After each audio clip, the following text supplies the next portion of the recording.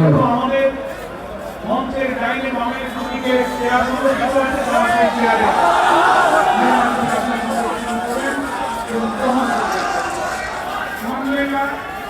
মাটিরা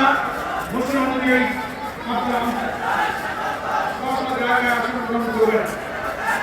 সংগ্রামী দেশবাসী, আমরা দেখতে পাচ্ছি আজকের ঐতিহাসিক জাতীয় মহাসমাবেশে সংগ্রামী সভাপতি বাংলাদেশ